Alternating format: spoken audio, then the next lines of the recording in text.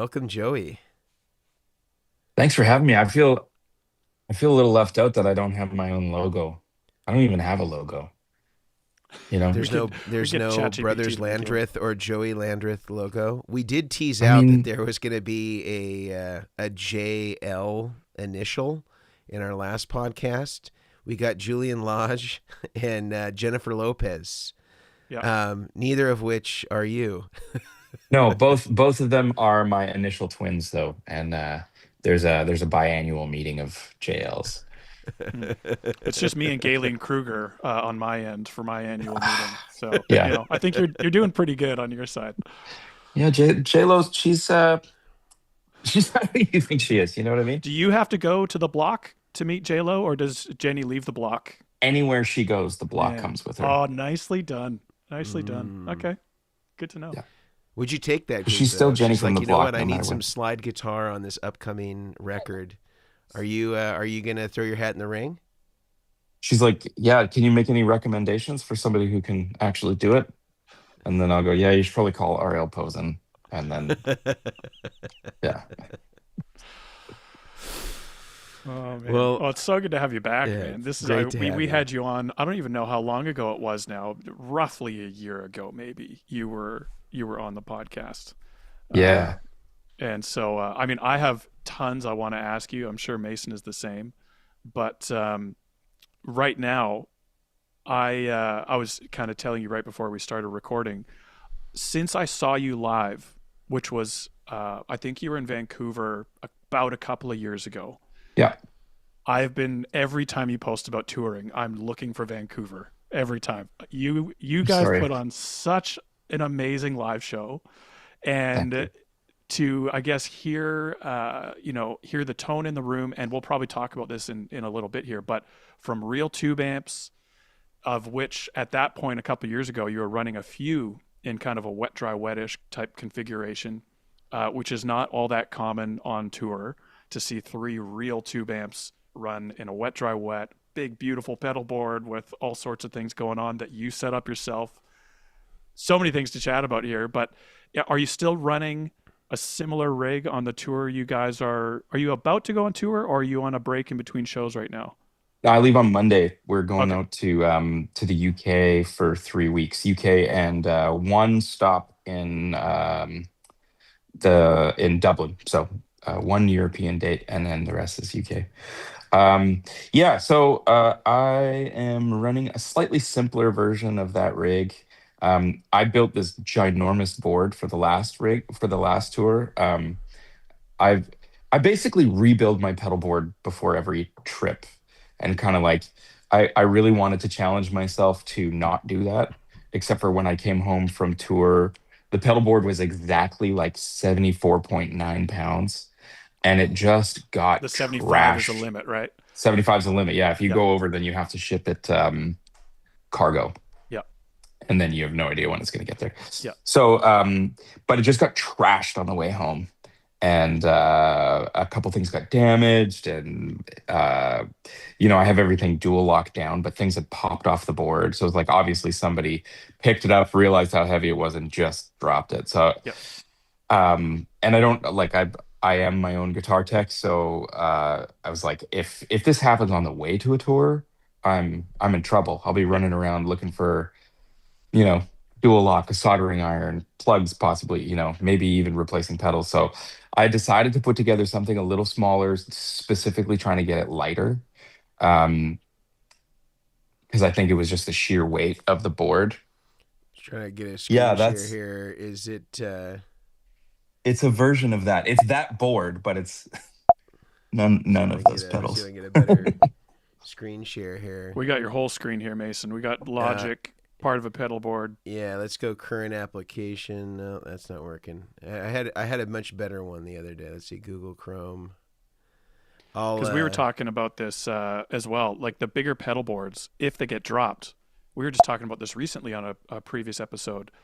They have so much more inertia. And so you could drop Yeah, a big board from 3 feet and you can drop a small board from 3 feet. The big board is going to see so much more damage. yeah, And 3 feet is it seems like some of these there we shipping go. companies and airlines, 3 feet is it's just too kind. They got to bring it up to like the full 6 or overhead 7 to 8 foot height and drop your board at that height. And 1,000%. Yeah, it's because painful. So you said this is older than the one you took. I'm just making a screenshot right now to send to you, Mason. Okay. Here, Mason, where are you? So for those listening, on the current board on screen, we got a G3 Atom. There was a 19, the Chase Bliss CXM Reverb. Bunch of Chase Bliss individual pedals were on there. Some Expression, it looked like, on the right-hand side. Some roller wheels. Yeah. You got all sorts of things. And this was kind of implied a little bit here, but you're doing your own boards. You're your own guitar tech. And you mentioned my favorite term when it comes to setting up a board, which is a soldering iron. You are not using solderless cables for your rig. So you're soldering everything yourself, and so you're putting a lot of time into these setups to get them the way that you want. Yeah, and they're never as beautiful as either of your guys' builds because they're for me. So like they start out beautiful, and then by the time I get to the end, it's just like rat's nest. Like the power is, I always set out to make really nice power runs, and it never ends that way. I'm just like, plug this junk in and let's see if this works. So this is all you got right here. This is everything. This is, yeah. So the boxes that don't have pedals. So this is that new pedalboard building app. It's just called pedalboard.app. They don't have quite the resources as Pedal Playground, but you can save your boards, which I really liked. So the top left is a quad Cortex Mini. The cool. far right is the Bonk Machine. The green one on the left is a Kingsley Juggler. And then the guy next to the Vemiram is a come on, who are they? They're local to you, Grant. Tube and Transistor Lab compressor. Oh, okay, very cool. Yep. And then we got the G3 for those listening. G3 Atom, not Atom, G3S, the full size switcher, and then a Morningstar MC6 Pro right beside it. So are you using the MC6 Pro to talk to the G3S, or the other way around? The other way around. And then what I'm doing is under the board, there's quite a bit going on. There's a Morningstar ML10X, which all the wet pedals are going into. So the ML10X lives in one stereo loop on G3, and then that way I can save a lot of the other loops for fuzzes and whatever. And then are you running anything parallel? In the wet. Like with your ML10X, are you running, because you can do parallel in that and in the G3, are you running parallel wet effects, or is everything kind of in series? Well, everything in there, with the exception of a couple things, are stereo.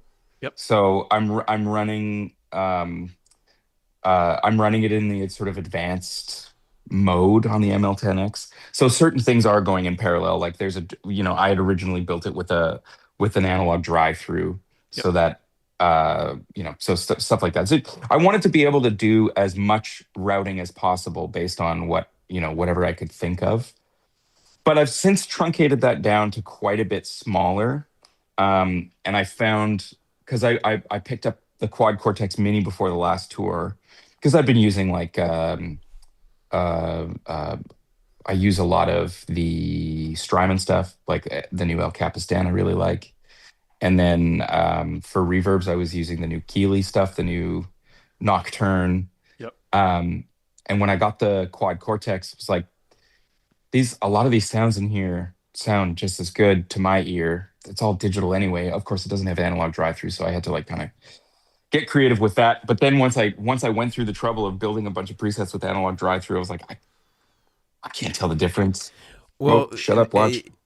Yeah, well, it's one of those things, I think, that people maybe get too crazy with the analog drive-through, because a lot of times, unless you have a reference for the full analog dry, which you wouldn't if everything is being presented to the Quad Cortex without having, let's say, an analog tube amp that's receiving a fully dry signal, there's no reference to create the semblance of the latency. Like, unless it was really latent, there would be no reference point for what that latency would be, because there's no time difference now between the analog side, and everything is going through the same processing. So I think it's overstated how important that is, in most contexts.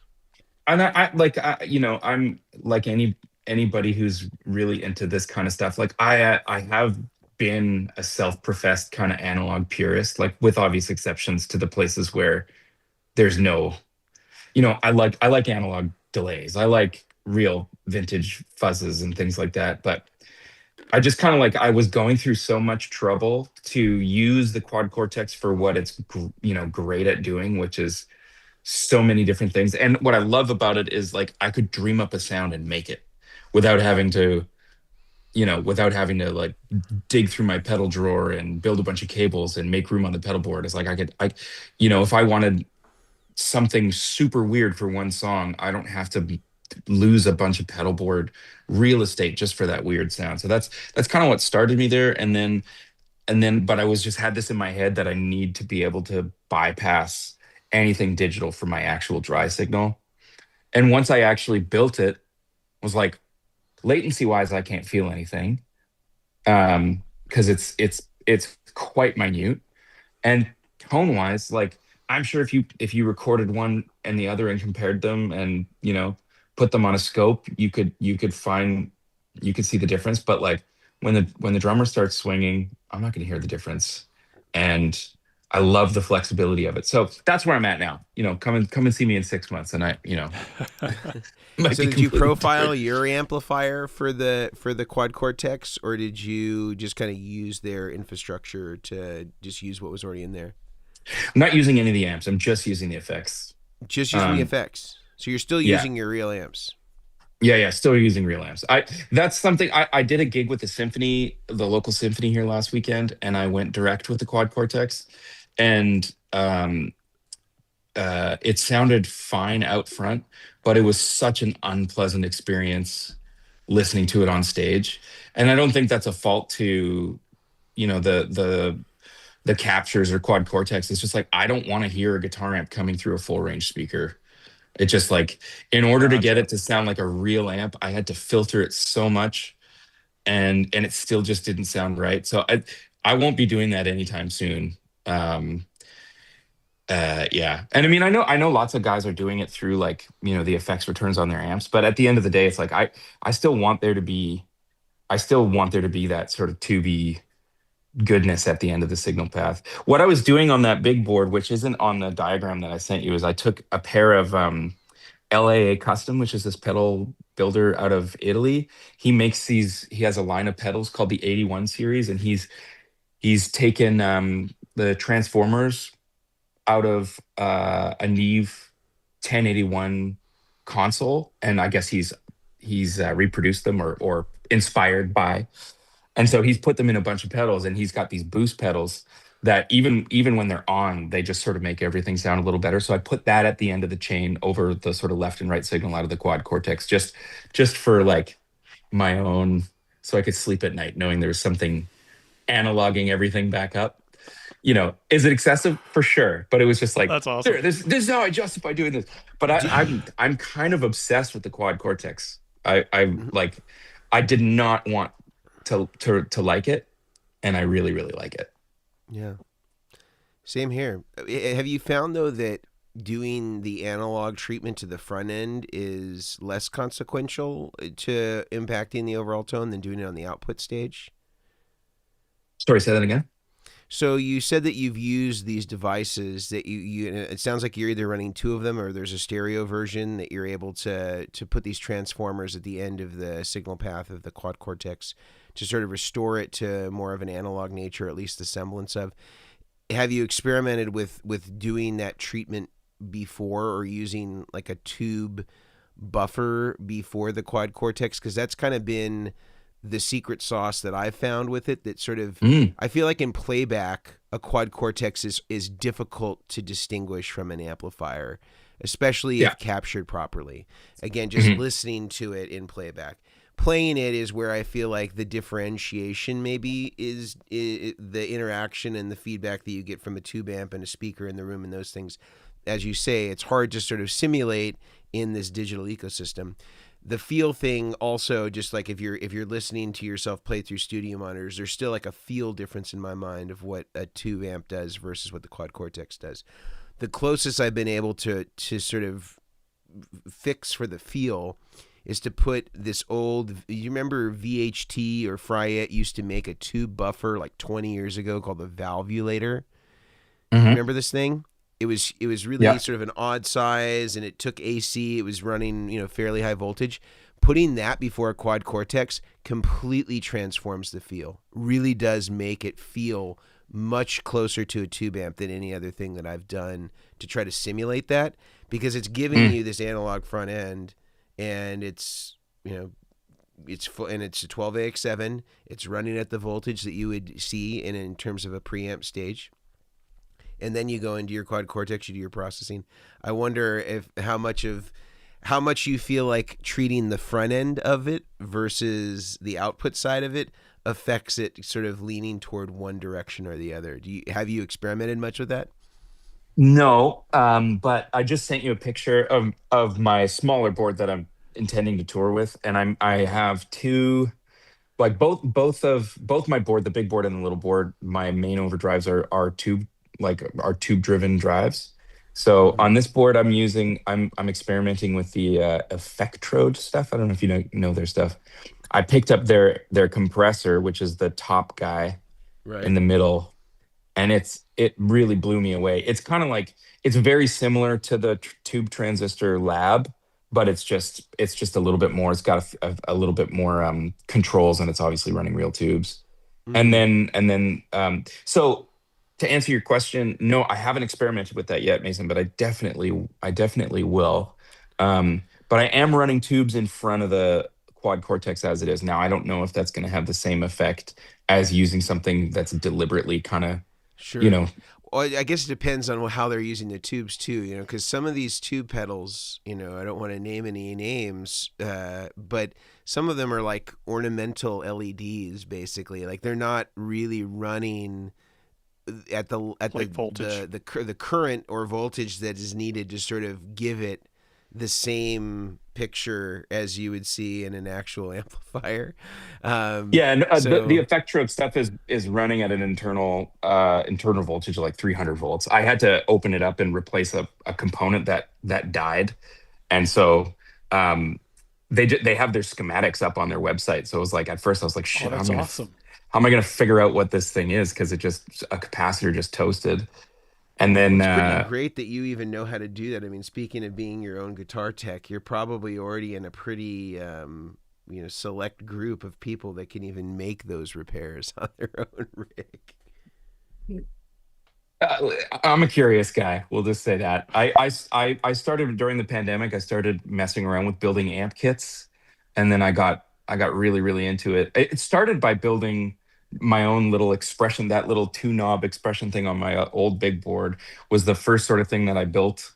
Was like, I got pots and a soldering iron, and I'm not afraid to burn myself. Let's start there. And then that turned into, I built a couple kit amps, and then I started messing around with building them from scratch, building the circuit boards and all that stuff. So Wow. I got really into it. I'm by no stretch am I like an electronics engineer, but I know enough. I know enough to keep myself mostly out of trouble. This But is That's the awesome. device I'm talking about here. You see, remember this one, Joe? Yeah. And it has the Oh big yeah. AC cord on it. You got to Oh go my full God. AC. Yeah. So anyway, The for those that are Effectrode guys, curious, that company that I've been messing around with, they build a tube buffer as well. And so I wonder if they doesn't look like they build a stereo one, but But you also have Well- Kingsley on there. You said was it the juggler that you said you I have was available? I've been as using well? the juggler. Yeah. Yeah. I mean, that stuff that does miracles for your tone as well. Hey, like he makes such good stuff. He's so brilliant. He's so brilliant. And I've like, ever since I started using the Kingsley stuff, I've had a really hard time. Like, I think I've realized, like, I don't actually get along super well with standard overdrive pedals. I want the overdrive to kind of, like, I never play at volumes where I can have my amp do the hard work. Just because we sing so heavily in the Brothers Landreth, like I just can't get the volumes that you'd need to get an amp, even a And have it small on amp, stage, right? and have it on stage. Yeah. So I've always relied on drive pedals. And then ever since I started messing around with the Kingsley stuff, and realizing like those are the sounds that I'm actually after. So trying to find a way to get that, you know, driven amp sound at a reasonable volume, which is what everybody's after. But I just anytime I've tried to go like, well, man, these things are annoying to power. You know, they're absolute hogs on current. A lot of times, you know, they're center positive 12 volts, 1.5 amps. You know, you need a lot of power, and they're annoying. And anytime I try to swap them out for something, I just kind of like, it's not the thing. You've been spoiled. Mm. Kingsley spoiled you. Kingsley spoiled me, and this like checking out this Effectro stuff is really really cool too. So it's like it's very different. Like flavor wise, you can kind of hear. You know, I think you can hear who Simon is in his pedals, and I think the same is true of I think the designer at Effectro's name is Phil. They're a little bit more aggressive, and they're a little bit Simon's stuff is so beautiful, and this stuff is a little more wiry maybe. I don't know. We'll see. Crazy. So what are you using? You said you didn't want to love the quad cortex, but you're really enjoying it, which I can absolutely relate to. Being I just love sitting in front of a tube amp. I don't gig or tour, so when I play, I'm just sitting in front of an amp, and that's my happy place. Plug into a real amp and just Yeah. enjoy. What type of sounds are you mainly using the quad cortex for then? You said like you could dial up a weird sound and it's there and it can do it. Is there something on this, next tour coming up that you're mainly relying, what's the lifting, the heavy lifting that the quad cortex is doing that other pedals are not? Well, the bread and butter is like delays and reverbs. Yep. So it's like it's nothing adventurous. The one thing that I am doing is I have the effects loop, the stereo effects loop in the quad cortex going to um dual mono loops in the ML10X. So I have it going in, coming out stereo, going in stereo, but then I'm splitting them up. So I can have one sort of one row of effects that are coming back into the guitar signal, which, could possibly be introducing even more latency, but I haven't noticed anything. So it's like I can have basically my guitar um, goes into my Goodwood Audio wet dry wet box, Oh, thank you. and then I also have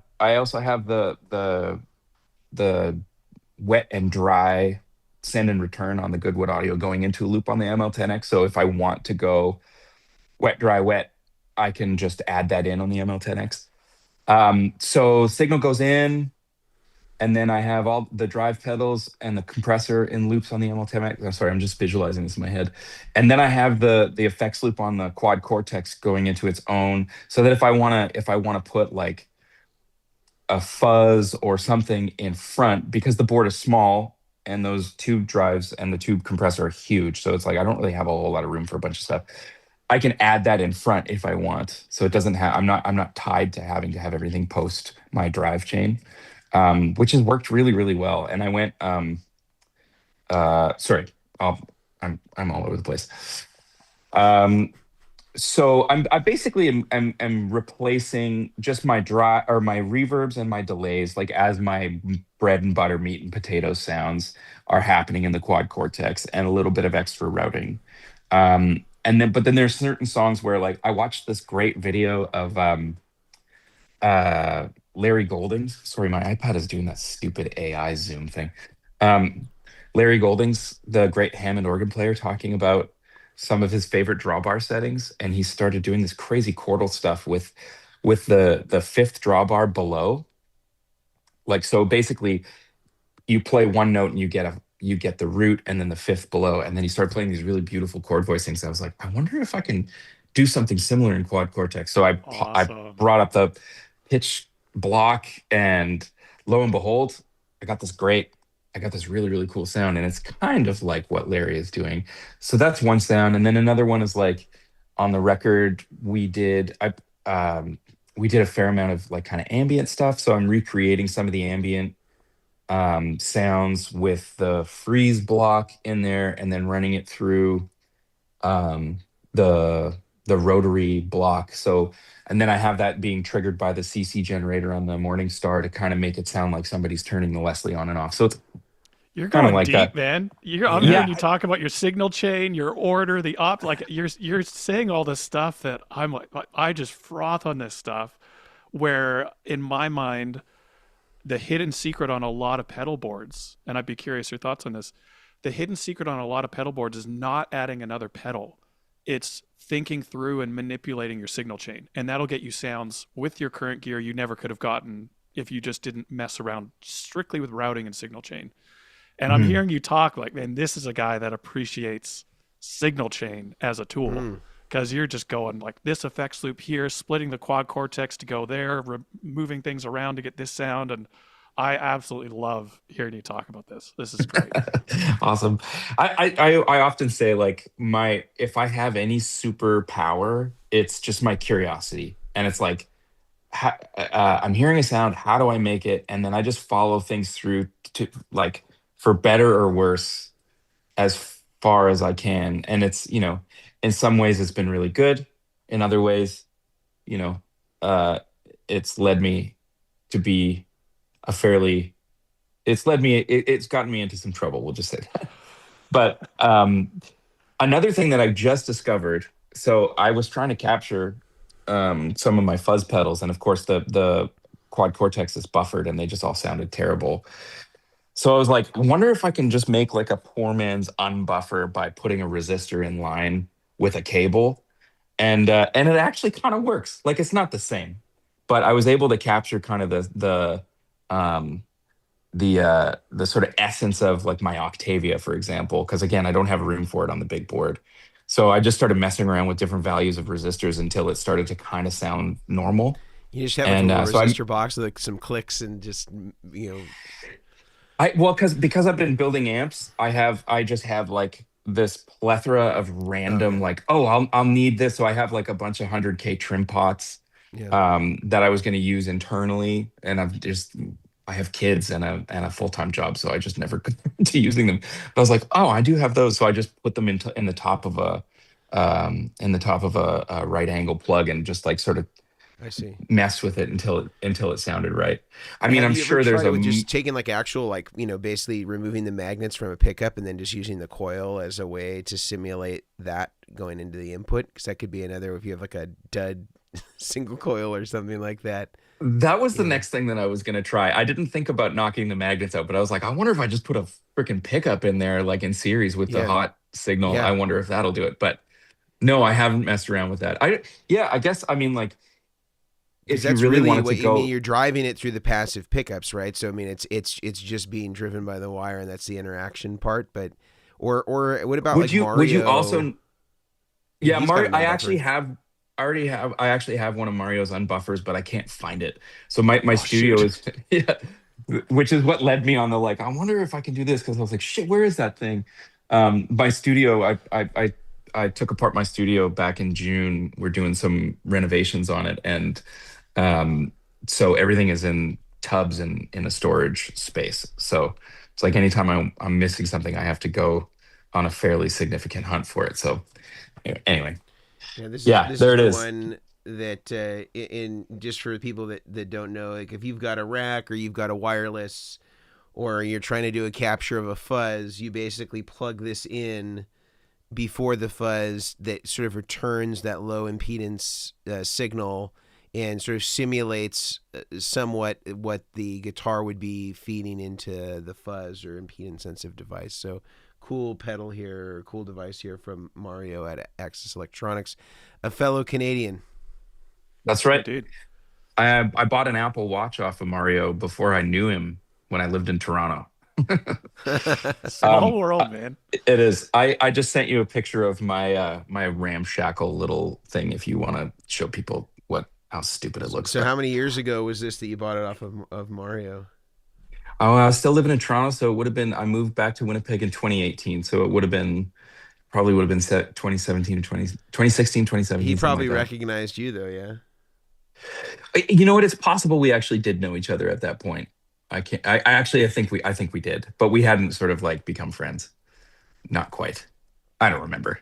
Mario might He's probably remember that. working for Boogie at that point. I think so. Yeah, Yeah. I think so. Let's see. Here we go. This is. And you can see my going foot in into the your- background. This is going through your Tycho Brahe or your Chicago Iron, or what is this? Chicago Iron. I don't have a real Tycho Brahe. I have 2 of those Chicago Irons. Who though. I love does them. though? I think there's only like 1,000 of them or less out there. Yeah, Mike has one, Really? but I'm pretty sure Landau, doesn't he have a real one? I think he sold it with his kind of Raging Honkies rack. Yeah. Crazy. But, Yeah, I mean but the they're Chicago Iron is really good. I've Aaron, done the shootout recently. I've done it very recently. Oh, do you have a real one?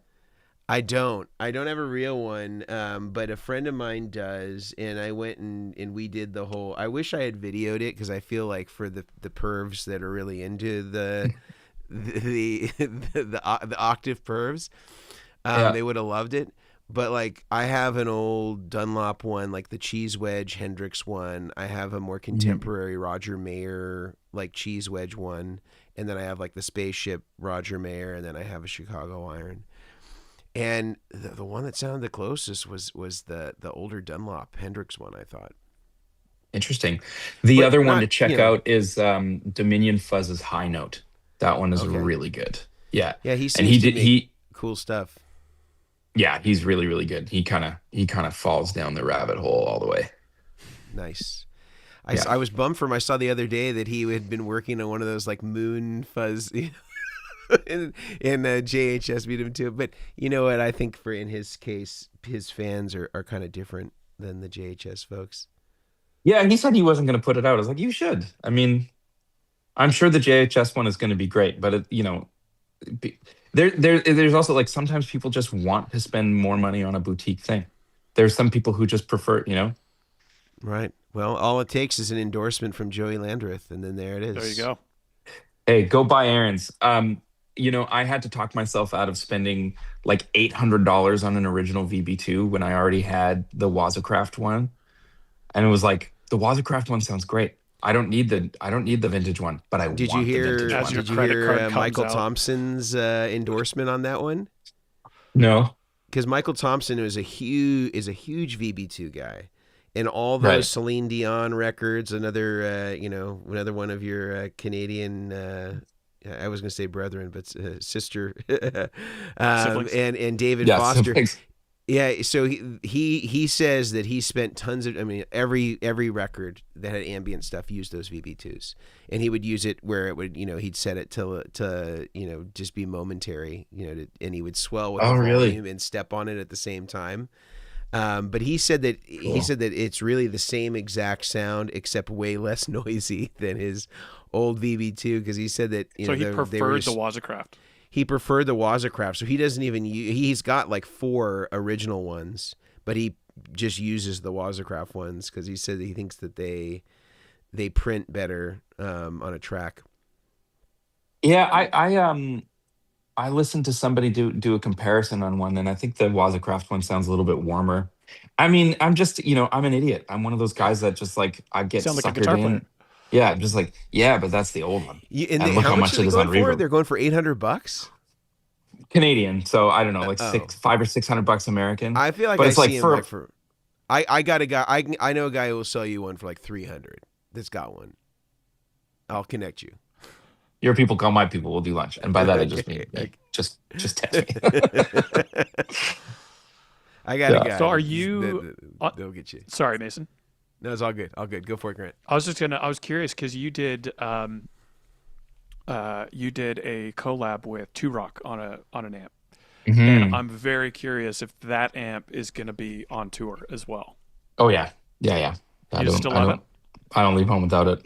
Oh man, that was because I don't know if we heard the final version, but 2 years ago you brought that to Vancouver, and you were showing us what it could do, what it sounded like, and it was insane how good it sounded. Yeah. And I was just curious because that must not be an easy thing to tour with. It's not small, but I assume it's if you're running a wet dry wet or close to it, that would be your core tone. Am I right? Oh yeah, yeah, Yeah, yeah. I have one that lives in the UK. So gotcha. when we're touring in Europe, I grab that one from there, and that one lives at the pedal show headquarters, along with a bunch of our merch, which I'm sure they really want us to get out of there. um, but yeah, so that makes things a little bit easier. We often, I mean, just about any North American touring, we drive. So Nice. although with the way border crossings are going right now, I think we're a little nervous about coming down to the States, especially with a van full of gear. And but we'll see how things kind of shake out. Um, the Yeah, but for the most part, we're leaving from home, so we just pack the van full of the stuff that we want to use. I just picked up. There's this dude over in Austria. He's French, but he works out of Austria, and his company's called Decilia. I picked up one of Never heard his of them. combos. It's called the Single 25, and it's a Kind of like little single-ended. tiny, like Princeton size, right? It's kind of Prince. It's like between a deluxe reverb and a Princeton, but it's single-ended, 25 watts, and it uses this ginormous, um, I can't remember, KT 150 or KT 170 power tube, but it's a Uh-huh. single power So it's just, section, is it the single tube power single section. 20? It's called the single 25, or is it the, I see the Yeah, special 25? yeah. I'm The assuming special is that's his kind of, latest thing that he built, which is kind of is like it? ODS. And what's it? I see. The one that you got, is that kind of like an ODS, or what's this one flavored after? It's his own kind of thing. Like he's an electronics guru. He worked for Focal speakers in France, and then he worked for Lawton microphones in Austria, and then he just sort of took all of his know-how and brought it into building amps. But the cool thing is like he hasn't engineered all the life out of it, which maybe somebody with his kind of background could do. He's kind of just gone in and fixed things that need fixing and didn't touch things that didn't. But because it's a single-ended, it's just got this beautiful like compression at any volume. It's really miraculous. So Can you I'm tell me what using that means? I've never heard that term, single-ended. it just means that the power section is operated by one power tube instead Okay, of two. So in a class AB power amp, one power tube handles one half of the signal and the other tube handles the other. So it's called push pull. So they kind of do this with the signal, which some of the issues that wind up happening is like phase misalignment can kind of rob some of the body. But in a single-ended amp, there's none of that. One single gotcha. tube is handling the whole amplification or power amplification. And so it's just like anytime you've plugged into like an old champ, those are single-ended. And the reason why people really like them is because they're but so this is basically like has the single-ended glory, but it's actually loud. But So then you, the are you other touring with this as well? yeah, yeah, yeah. Mine is currently in Europe because I picked it up. He built it for North America, so it's a whatever 110 120 volt amp. Okay, so it's a But KT 150. Okay, I was like, what, how's he doing? yeah, Yeah, that Very tube. nice. For those listening, again, that tube is the size of a small hot dog. For a good food yeah. Oh It's review like no, there. it's it's like like a a little bottle of kielbasa. wine. It's Yeah. big. Yeah.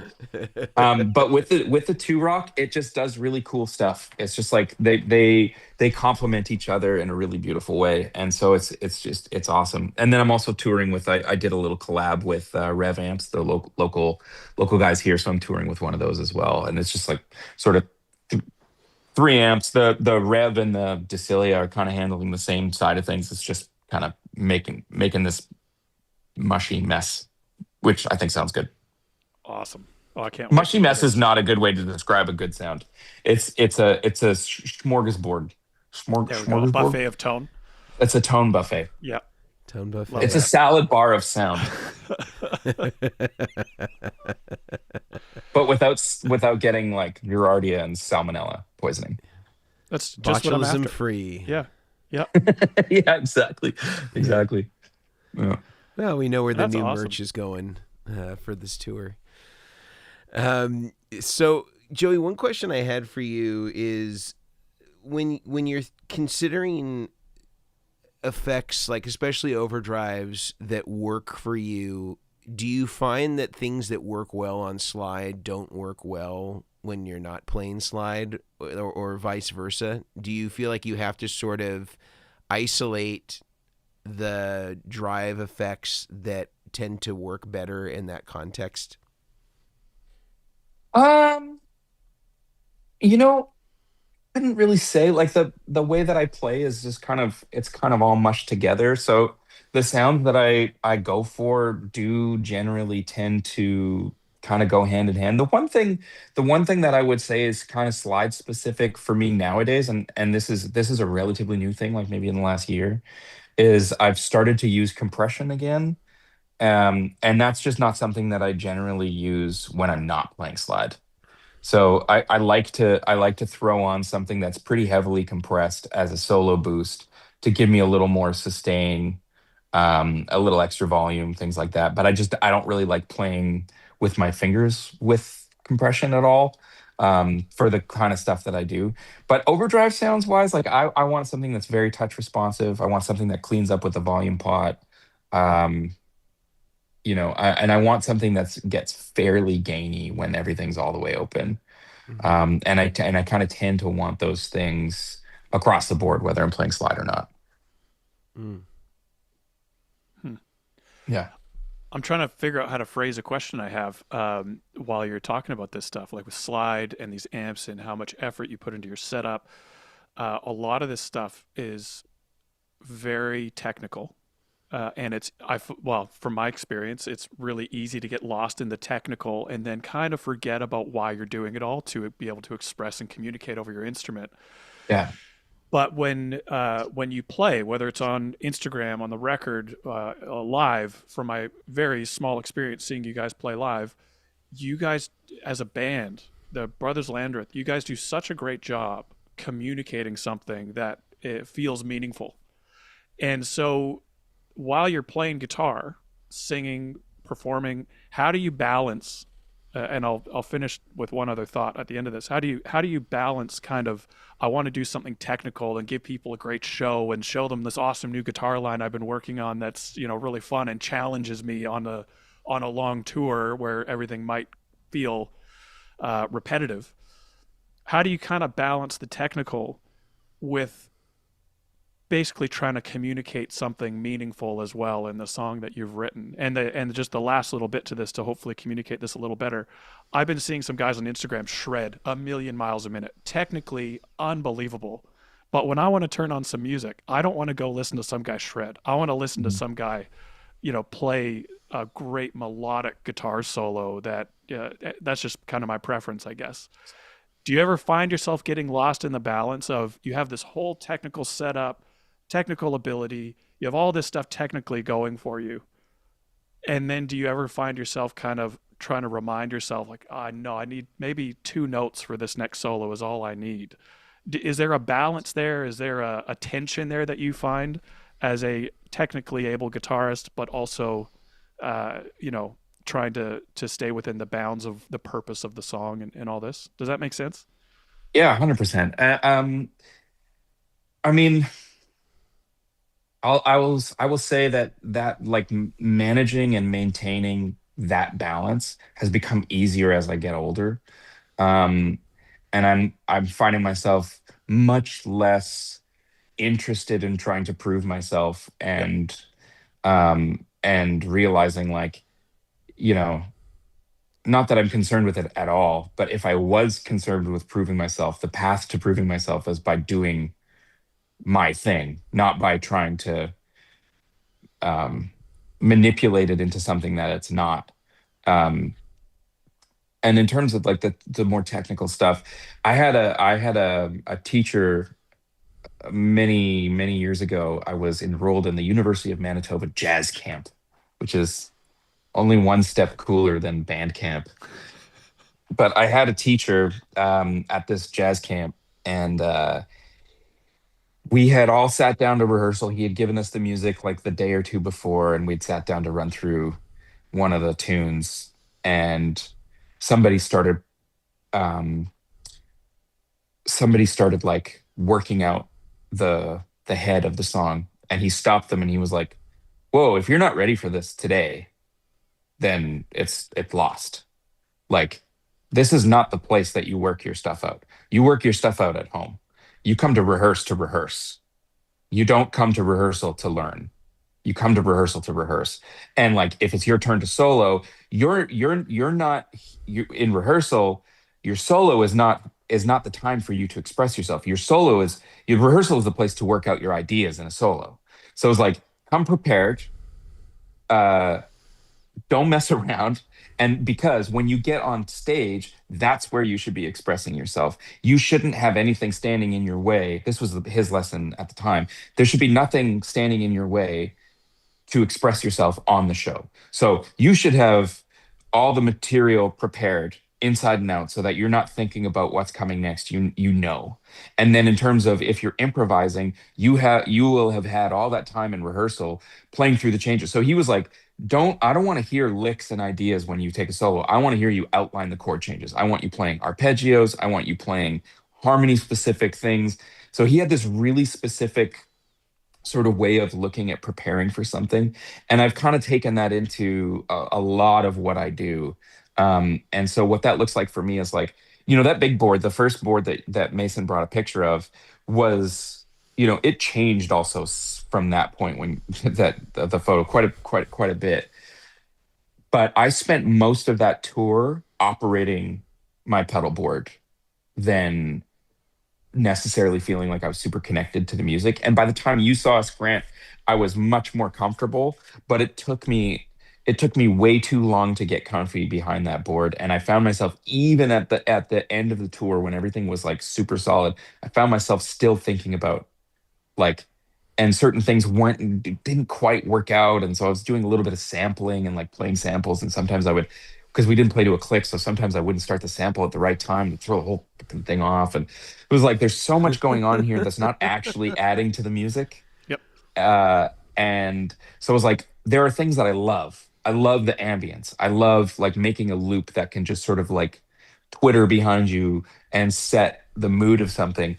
But I don't want to, I want to be able to set it and forget it and then go into creating. So what that looks like for me is like, I want to know every every aspect of what I'm trying to do with my rig. I want that to be worked out long ahead of time. And I'll have run through the set list many, many times, going through my patches, making sure that there's nothing that's going to like pull me away from the moment because at the end of the day, the gear is fun. I love it, but it's like it does not exist without music and without songs and stories and human connection. And so it's like it's moot if you don't have those things. And I think that that's like a little bit one of the issues that social media and there's a lot of great things that comes from social media.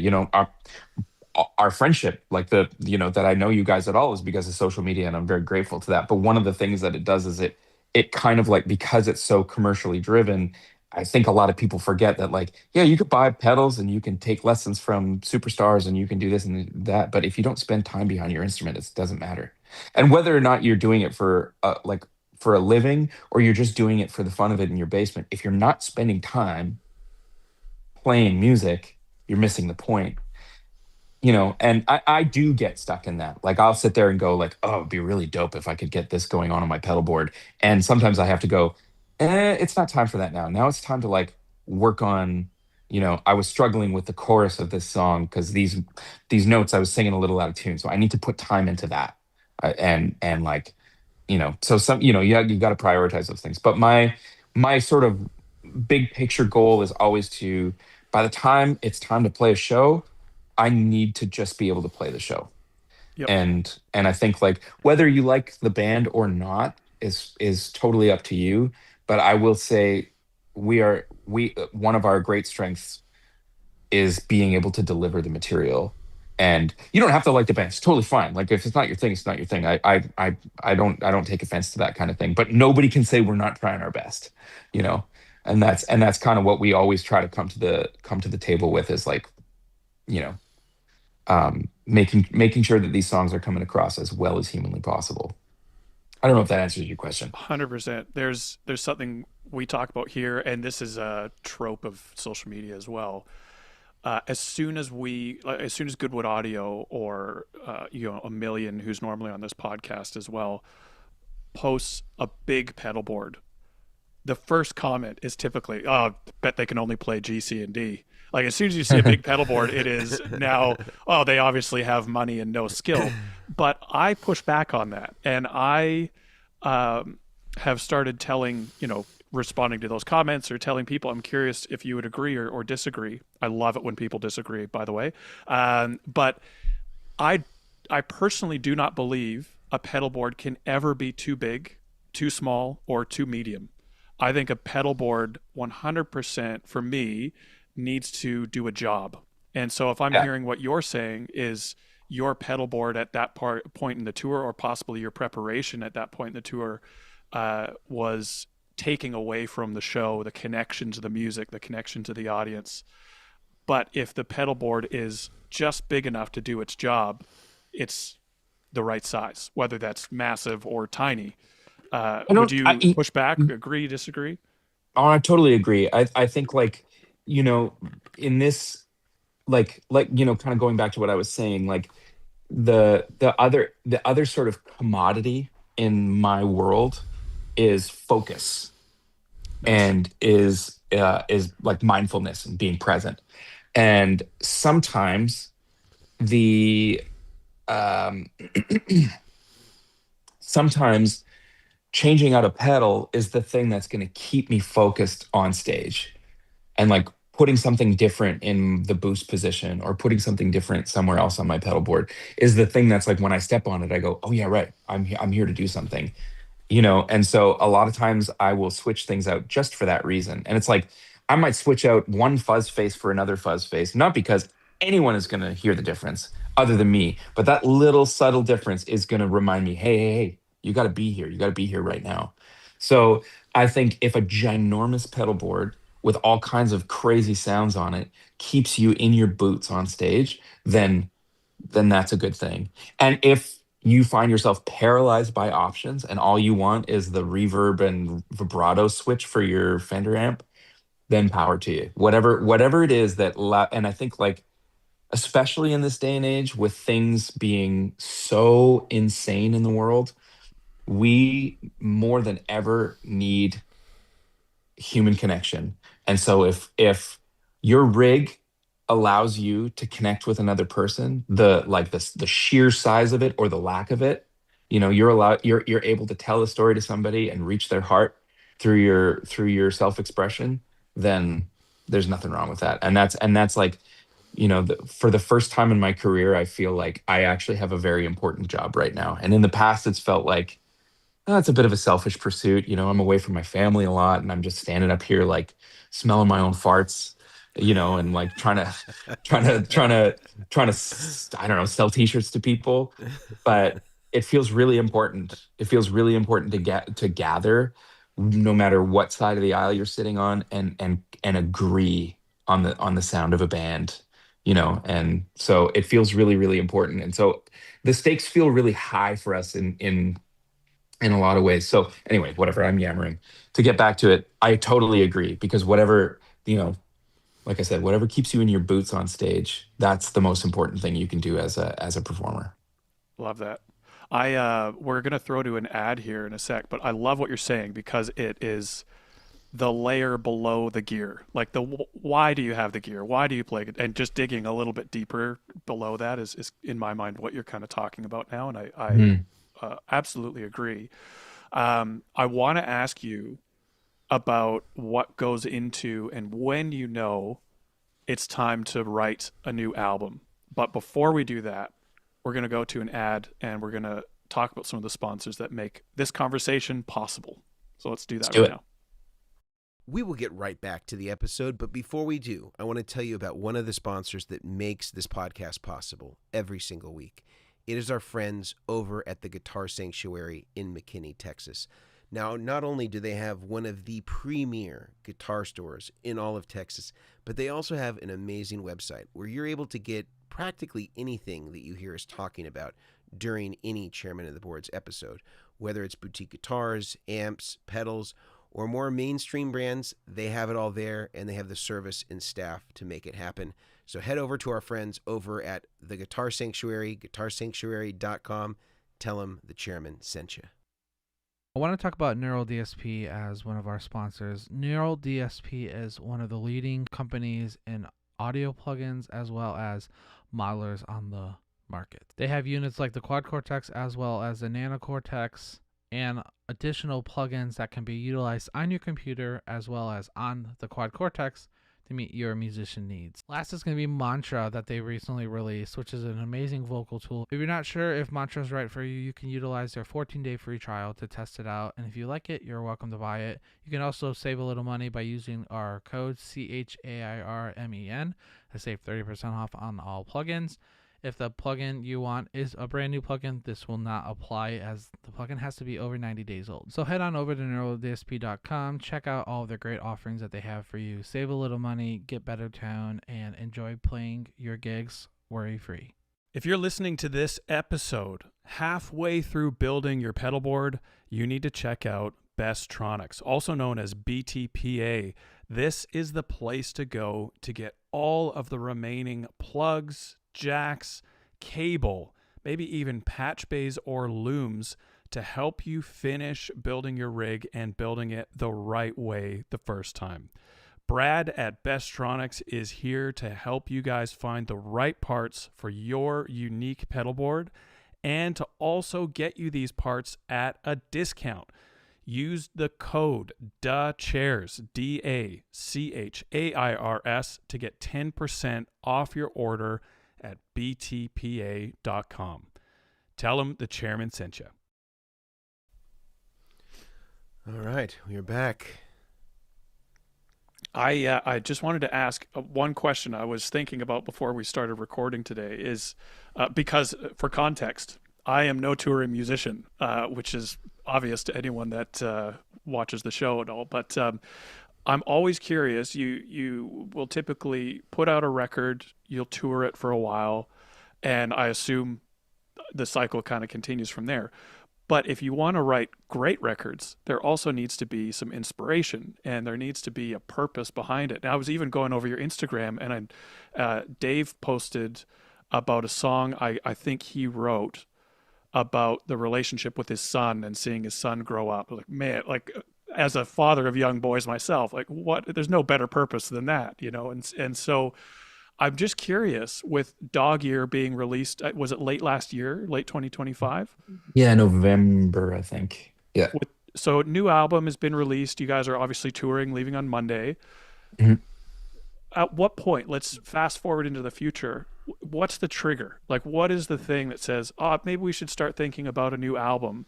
And paired with that question, are you writing songs for the next album already? Like, do you just kind of, as they come, you're setting things aside and you're kind of already thinking about that? And what's that process kind of look for you guys as the Brothers Landreth as far as the trigger point for the next album? And when do you know it's the right time to move forward with that? Yeah, that's an awesome question. We're dude, man, I hate this AI Zoom thing. I want my shoulders to be in the shot like you guys, but it just keeps trying to make my head look super fat. Like, I think there's a way to turn it. That's a really good question that you had. Let me just. I'm not going to mess with it, but just for the folks at home or anybody watching this, I'm sorry. Sorry, it's doing this. Is anybody watching this on Most YouTube? people listen, but there are definitely people that watch. Okay. Especially when we have Joey Landreth on the show. We have people that watch. Fools. So we are kind of settling into a bit of a routine. Like, I mean, as as we get older, families are growing. I got two littles. Dave's got a little boy. And our time is even more valuable than ever before. We are trying to settle into some semblance of something predictable. So we took like a year off, which then turned into almost 2 years off, to write our next record. After our last bout of touring, I was just like, hey, would it be nuts for us to just take some time off? Like, we had a really successful album cycle. We had some great touring. The band feels good. The crew feels good. What if we just took some time down to write and record and be at home? And like, I don't know, I might go bag some groceries or something? Like what if we just sort of had a little bit of, and so we decided that we were gonna try and work this into our routine, basically, like write a record, record it, release it, tour it, take some time down. Dave and I have a really hard time writing while we're touring, but we are actively trying to get ahead of this. Like we're going to start, ideally, we'd be starting work on another record in the fall to have material like recorded and ready to release by basically whenever the next time makes sense. You know, for us in the way that the industry is now, we have to tour in order, like it's our biggest source of income. And so, you know, it used to be that you would tour to sell an album. Now we make an album to sell a tour. And that's okay for me. I love touring and I love playing shows. I mean, we can't be on the road 280 days a year like we used to be when we were a lot younger. It's just not, like, it's very bad for you. I don't think it's a good idea. But also with our families, like there's no way. There's just no way. So our maximum on the road number right now is 100 days, like travel days and shows combined, 100 days on the road. So just a little less, almost a third of the year, which is significantly less than years gone by. Yeah. And then basically anytime the family can come on the road with us, like during festival season and stuff like that, those kind of wind up not counting because we're together. And then we've got other sort of fail safes in place, like no more than 3 weeks on the road, at least, you know, if we're gone 3 weeks, at least 3 weeks at home, if not more, things like that. Just like, and then, you know, whenever we come home, I you know, our kids are in childcare. I'll keep the girls home, and we spend a couple days just dad and me, or dad and them, and sort of, you know, just sort of connect and whatever. And so I don't know. Does that answer your question? Yeah. Yep. Yeah, absolutely. So like in terms of when it's time to make another record, it's just we kind of have to keep that ball rolling. But it's also very important that we have things, like you said, we have things to write about. Fortunately for us right now, life is full of inspiration. You know, our kids are little, so my daughters are 2 and 5, and so there's all kinds of fun little life lessons popping up that are just like, this makes me want to write music. And of course, I'm always like extremely emotional, and everything is making me cry. But I've never cried more than since having kids. Like, it's, my wife makes fun of me. She laughs at me because we'll be watching a Disney movie and there's like something going on with the relationship between a kid and the father, and I'm just a mess. I'm Man, gone. have you seen Wild Robot yet? No, my boys have though. I have 2 boys, 6 and 7, popular number, and same kind of thing. Exactly. Yeah, they've seen it. I have not, but they love it. Dude, Wild Robot will turn you into a weepy mess. Okay, I'll let you know. Yeah. The only thing, like, you have 2 boys, so you're probably not watching a lot of Frozen, or maybe you are, who knows? But Frozen, that's one I could live without. Yeah, I think they went through a phase for about a week, and then our Frozen phase was behind us. Yeah. Oh, dude, mine was, like, my oldest, Joni. We had 2 Frozen themed birthday parties in a row, where we had like hired. She'll never see this, so whatever. We hired a princess actor twice, and she was just like, "Oh, Elsa looks a little different this year." I'm like, "Yeah, she's a completely different person. Yeah, it's a completely 1,000% different woman." And she's just like, "You want to build a snowman? Oh yeah, it's awesome." But I mean, like, it's magical too. But yeah, if I never had to hear "Let It Go" again, that'd be all right. Of course, I can play basically the entire soundtrack. Of course you can. Yeah. Yep. Does she I have commission you to do this? Like, she's like, "Hey, can you play this, Dad?" Dude, hell no. No, she never wants me to. The girls love coming to my shows, but around the house, like even there's like they like listening to our records and stuff. But like if I pick up a guitar and start to play, they'll both go, no, just get Siri to do it. It's like, hey, you know, like people pay me money to play these songs. They're like, well, I don't care. I couldn't pay you enough to stop. Yeah, I mean, my daughters, you know, there's if you have an ego and then you have kids, crushed. Gone. Yeah, absolutely it's gone. The most wonderfully humbling experience, but it's really, really funny. But we make a fair amount of music together nowadays, and it's a lot of fun. But I have a question for you guys, because I'm hoping you have the solution for this. So here we go. On my pedal board, I have quad cortex, Morningstar, 2 Morningstars, and on another board I had another thing, all with USB-C. In my mind, I put a little passive USB-C dock under my pedal board that goes to a D series USB panel mount thing. I cannot find a panel mount that can handle the bandwidth. So like if I plug, I've got like a Thunderbolt cable that's female on one end. If I plug that right into the USB dock, communicates no problem. The second that I plug it into the back of the D series panel mount, nothing but issues. As in no communication? Rarely communication. Sometimes connects, it's great. If I disconnect something, it all goes to shit. Like even to the point where like I'll plug it in and the light on the like the light on the USB dock won't turn on, but sometimes it does.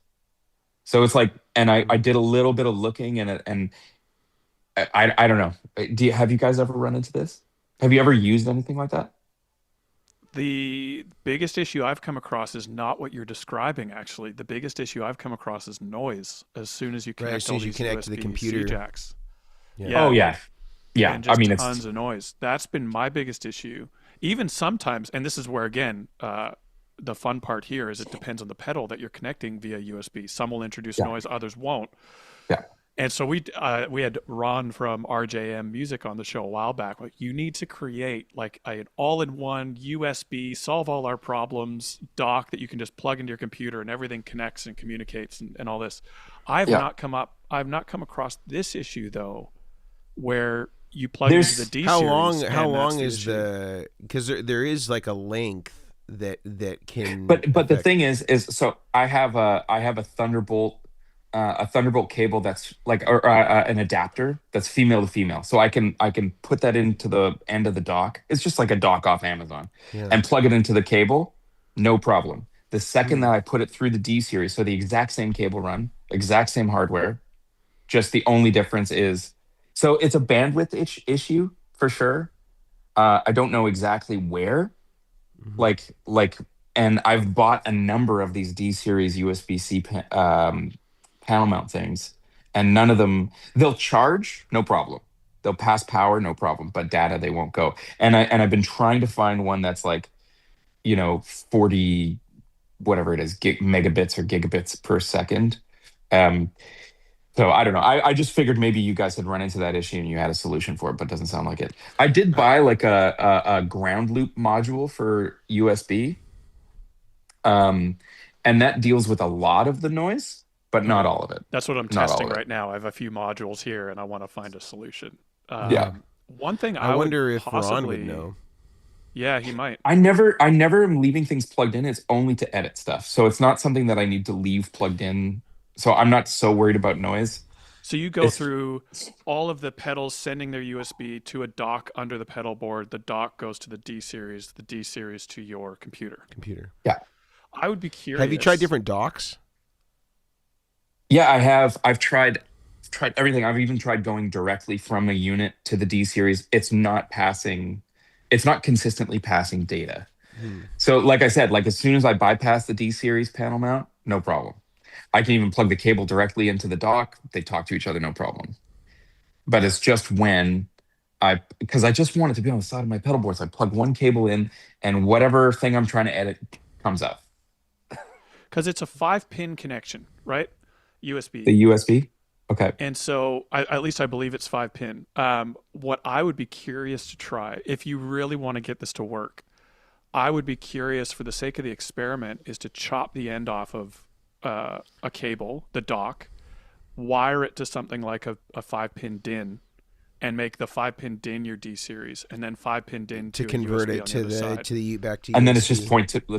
Just point to point. Which just one-to-one. I don't know enough about USB, to be honest, to know all the ins and outs of why that wouldn't be working, and what's the difference between a 1 megabyte versus a 40 gig, USB cable. But you'd imagine if it's just like a straight passive pass through. But there's something happening in that D series thing that's not working. But like I said, like I have this little female to female thing that allows you to put two cables together. Works fine. That was okay. So you have tried that. Yeah.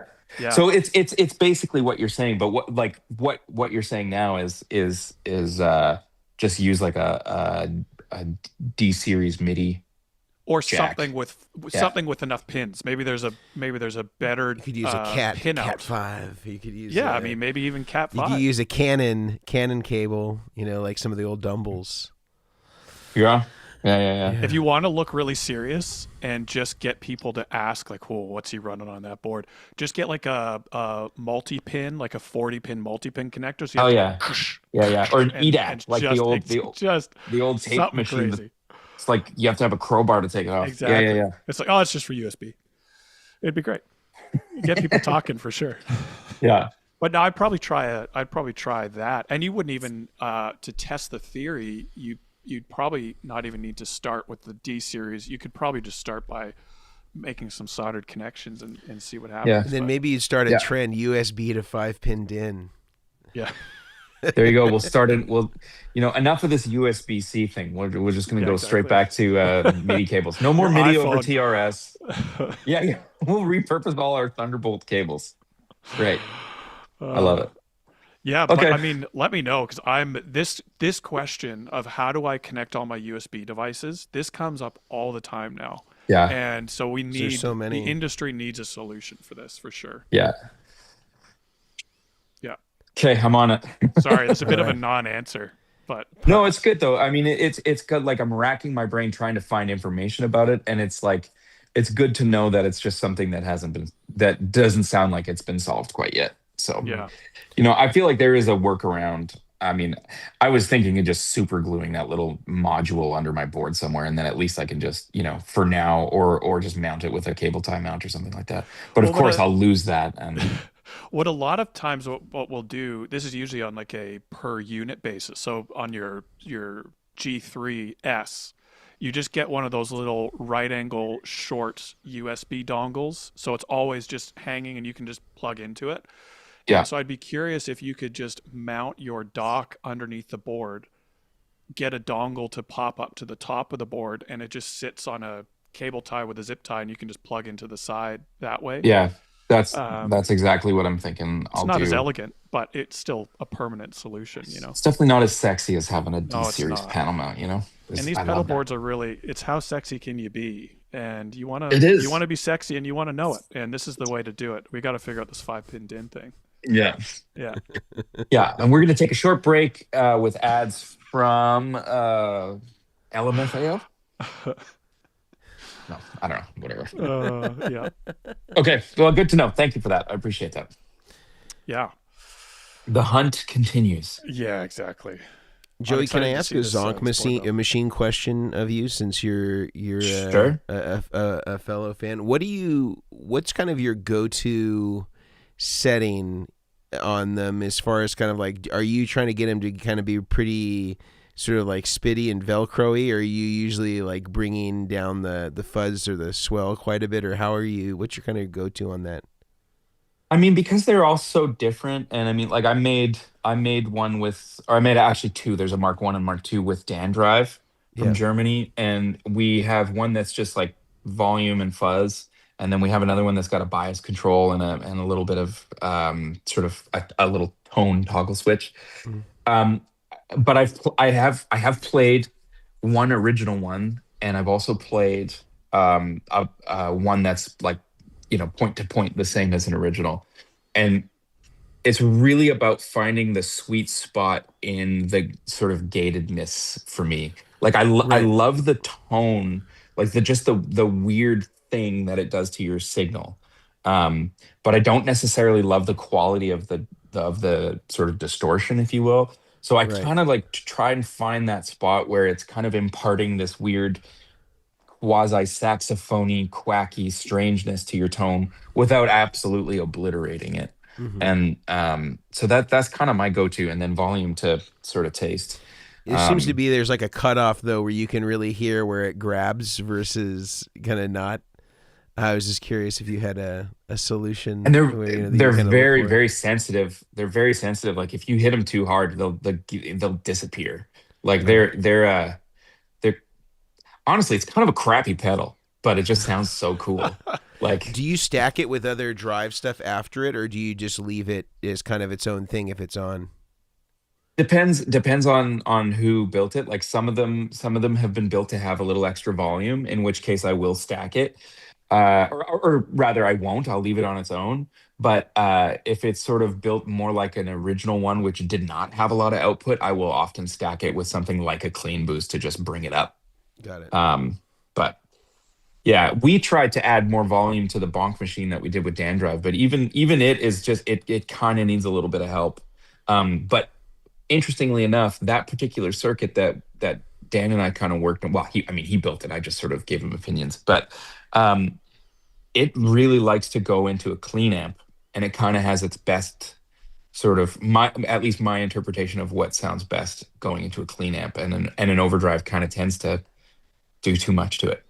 Yeah. What about univibe placement? Like I saw on your newest thing, you've got the vibe machine. And this is kind of an interesting conundrum that I've always sort of struggled with. Like, I feel like some of these really sound best right after the guitar. And even if they have like the cancel feature, like I think the Vibe Machine, you can do that with an external foot switch. And then, there's others that have a physical built-in cancel switch where you can bypass the modulation, but you still kind of get that mid boost. But it's super high output impedance, so it doesn't tend to interfere with fuzz so much. And so putting them first, then I've seen guys like Landau that use Univibe after drives, and so do you have sort of an opinion on where you like to use Univibe and where you kind of see it in the signal path? I'm a bit of a poser when it comes to Univibes. Like, I love them and I have many of them. Like, I don't have any original ones, but I've got a lot of variants. I almost always leave mine in the vibrato setting. I don't make a lot of use of the chorus setting. And so I usually have mine first because I like what it does going, like the pitch shift going into drives. And I just get a little creeped out, like when my overdriven sound starts to wobble, even with chorus and stuff. Like, I know that's just archetypically the place that a chorus goes is after drives, but I never fully love it. Of course, that's where my chorus will always be, because there's just certain rules you just do not break, and that feels like one of them. But my Univibe in the vibrato mode is almost always first. But I also usually have things in some kind of true bypass switcher. If it's not like the G3, then it's one of the Morningstar things. And so my Vibe machine on my board right now is in the ML10X. So it's when it's not on, it's not in the circuit. And so that's what I mean by I'm a bit of a poser. Like, as I know people who are dedicated to the Univibe, it's always on, whether it's in cancel mode or whatever. Right. And you're saying first in the signal path, like after the guitar, or first in terms of the modulation devices? After the guitar. Okay. So fuzz would come after it, in other words. Yeah. Okay. Yeah. That's where I put it, but just curious. I mean, obviously is the right place to put it. And anybody who puts it anywhere else is a dumbass. There's some guys that put it after fuzz. Yeah. I mean, Landau, he's the like, that's the sound I'm trying to chase, but I just can't imagine putting it after drives and stuff. And he also used the Black Cat, like half rack vibe for a lot of it. And I had one of those. I've had pedal versions because they made pedal versions of it, and I've had the rack version. And boy, I felt like it didn't sound anything near what I was sort of expecting, like when I would sort of like listen to a Raging Honkies record or any of that stuff. It just didn't. It sounded, even in the position that I would use it in, it sounded really bright and kind of like it honestly, not that it was a bad sound, but it kind of reminded me more of a Deja vibe than it did of any of the, I don't know, that sort of more faithful creamy recreations. gooey thing. Yeah. I mean, the Deja vibe's great. It's there's no issue with it. It sounds pretty modern to me though, comparatively to some of the sexier, more sort of very vintage correct versions. So I don't know. He made it sound incredible. And if I put it after drives, it would even exaggerate kind of that brightness and sort of like phasiness. So I have no idea how he what he did. Something was going on. I don't know. Who knows? I picked up one of those big box voodoo vibes, Oh, those are great. like what he had in the sort of early 2000s. Yeah, and I'll And tell you a secret about that when you're done. But go for it. oh yeah, give me secrets. I love it. I think it sounds fantastic, and it's like it runs on 9 volts. So I just feel like, you know, everybody's trying to get more headroom and more this and more that, and that one just sounds really good. It's annoyingly big. Like, and I've opened it up to look, and there's a lot going on in there. It's not like it's a circuit board this big inside a huge case. No. But that's probably also because it's super tweakable, probably my favorite one. I also have one of those Midnight Vibes from Weaver. Rick Weaver, Mm-hmm. and that one's really, really nice too. But I like being able to muck with the symmetry of the waveform and like really kind of dial in the ness of it. You Okay, never give me the got secret. that Korg one that had all of the EQs and stuff like that? No, You I know never what I'm I never talking got about? that far. I do, yeah. So Landau never used it in the chorus position. He would almost always just use it for trem mostly or vibrato, because it's got a trem Interesting. switch and then Yeah. vibrato. And the trem is awesome. Yeah, and So he how would he almost get his use it- chorus? Would he run it in he parallel? was really not using it as a vibe. He was using it like a tremolo or a vibrato, and it was almost never in chorus. And so Interesting. so a lot of that stuff too, like he could slow down the chorus and kind of get that sound, because those Arions kind of get rotary-esque, and as we know, that was sort of what the Univibe was trying to do but didn't really do, and kind of he became its own identity. But yeah, if you look at photos of his boards, you'll notice the setting of the Voodoo Vibe when it's on there is never used in a chorus position, so not like a traditional Univibe would be. Yeah, so it's sort of an interesting thing about that use case, and again, always after overdrives and fuzzes and all that stuff. It's the kind of I think it comes right before the stereo chorus, which he uses in mono. And it's interesting. Most of his contemporary rigs are all mono. Even though all of his rack stuff was all like stereo or wet dry wet.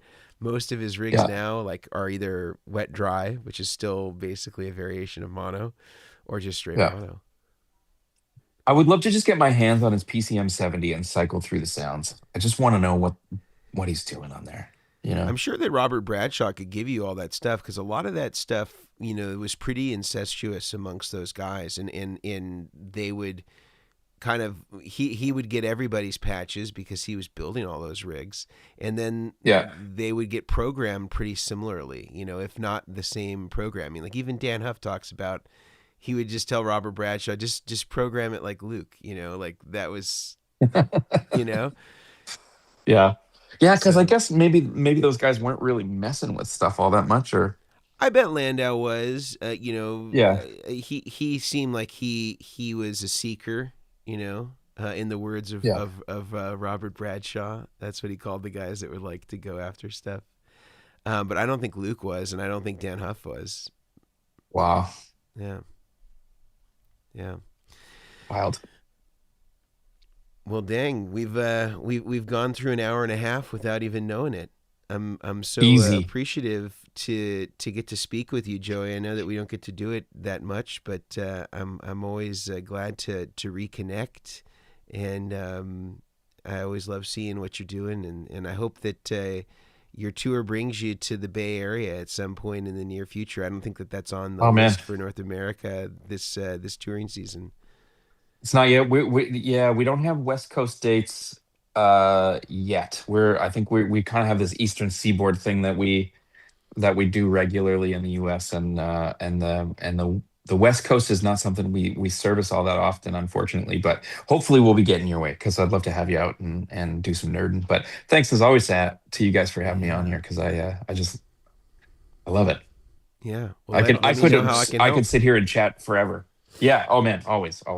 Yeah. Well, when the brothers Landreth come up to Vancouver, Mason, just do a quick flight up, line up a video or two up here. Oh, let's do it. Let's do it. Awesome. We'll do one of these fried chicken. live in person or something. Perfect. There you go. What better excuse do you need than that? This coming November. It's a business expense at that point. Exactly. That's right. There we go. Yeah. We're solving the world's problems. This is great. Great. I need somebody to redo my my power routing because it looks horrible. We'll get Omilion up here. Great. Yep. Great. Yeah. It's perfect. This will be great. So you guys are currently touring. You're going to be over in like early April. I'm just on your website now. You're going to be in Ireland, UK. You're going bunch of dates in the UK. You're coming over to Canada. You're hitting Vancouver, BC. Going to be the best show on the tour. Then you're down into the States, Minnesota, Michigan, New York. So East Coast, doing all sorts of dates here. Basically from now until the end of the year, you guys are going to be touring, and then maybe more dates added after that. Yeah, well, I mean, there's going to be touring into 2027. Things have been moving a little bit, so we're not exactly sure what's coming together for next year, but there will be more touring next year, and hopefully some West Coast dates for our California buds. Yeah, and honestly, like if I can sort of selfishly self-promote, the band has never sounded as good as we're sounding right now. And like, we've always worked really hard, and our values are such that we want to play well and sing well, but we're just like, I'm just really proud of where everybody's at. Like, my brother and Roman, our drummer, everybody's just swinging for the fences. Our front of house guy, Ian, same thing. Everybody's just like, I don't know. It's really fun and exciting. We're having a great time. Best touring we've ever done. So unless one of us keels over before the end of the year, come and see us. Well, if I can give a wholehearted review for the live show, it is not to be missed. I had such a good time. I've literally been checking tour dates every time you post. That is not an exaggeration. Just waiting for Vancouver. So when this November date came up, I'm going to be there. I'm planning my schedule around it. So I can't wait to see you guys live again. You don't want to go out to Saskatoon then, huh? Saskatchewan. Saskatoon. Saskatoon is probably one of my, like, it's a bit of a sleeper city. It's beautiful, beautiful city. Yeah. I'm a prairie guy, so I'm partial. partial. Bad rap, huh? Parts of it definitely do. Yeah. Alberta's the black sheep right now. I feel like they've got all this, whatever. I won't make it political. God bless everybody.